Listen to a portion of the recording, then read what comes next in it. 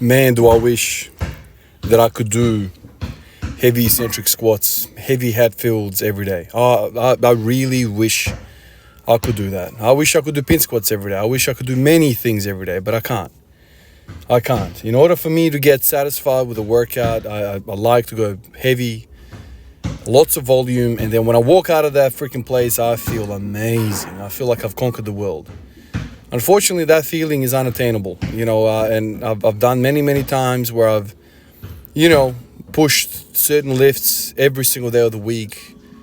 And it's only when you move away from that mentality that you start to feel like you're progressing.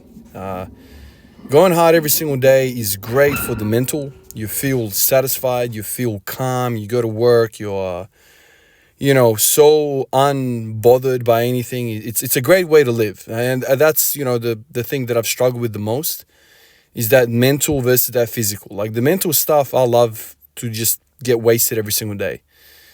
Come in, every bit of testosterone, all the receptors are fully saturated, everything's done. Then you go about your life and you're calm, man. You're just coasting through life. It's a great feeling. Regardless of what happens, man, you're just chilling out. I literally feel like I'm high the whole day. It's weird. But you can't do that. Not if you want to get stronger and progress, which is also a great feeling, and continue to solve the puzzles. You can't do that. So, maybe twice a week if I'm lucky. I think the final thing is going to be with the Hatfield stuff. I'll try and, I don't know what I'm going to do with it. I can't still breathe heavy. Still got gunk in my lungs. So maybe like heavy sets of 5 for the next week or so. And then maybe I'll transition to like chasing 180 with it for 20 or something like that. I'm not sure what I'll do. Eventually, when I get better, I want to get back to the straight bar and get on with it. But with the AMRAP sets, but we'll see. It's tricky during winter. You have to change your training. So how do you get that feeling without getting absolutely wasted? Well, I have a hammer. I have a hammer in the living room next to the couch. So in an hour or so, I'm going to watch game 1 before I go to work, game 1 of the finals, and I'm going to have a hammer next to me. Pick up that hammer and do pronation and supination. Easy. You can absolutely smash the living head out of your forearms. You don't need a lot of forearms to squat. And yeah, that's it. So you go crazy with the accessories. That's the basic premise. And if you have ever trained greasing the groove type of way, the hammer and forearm work is great for that, because you can really just send blood to it. 30 reps of supination with the hammer feels absolutely great. So I can still go to work and feel like I've done something. These off days, I call them off days, but really, I'm still kind of training a little bit. It's just very, very little volume and little intensity. But you can still do other things, right? You can do other things. There was a period that I went through, chasing the splits. I still have the machine. I still look at it every day, and I'm like, damn, I really want to do it.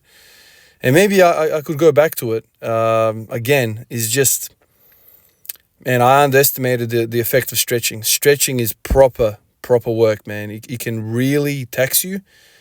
And, you kind of need to structure it the same as though you would structure a Hatfield squat. It produces soreness.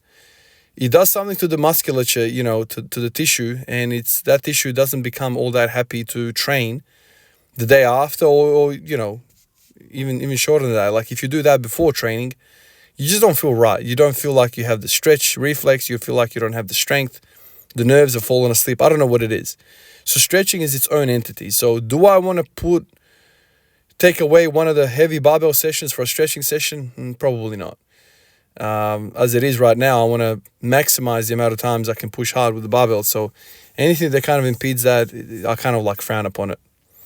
But anyway, accessories. Not all accessories, obviously. You can't do leg curls and leg extensions like you can forearm work. But there's bits of the body where you can still chase it, grease in the groove type of way, so you don't have to disrupt your life in any way. You can still babysit. You can still change nappies in between sets, all that kind of stuff. And I think forearm work is pretty cool. Yesterday I did some benching for the first time in months.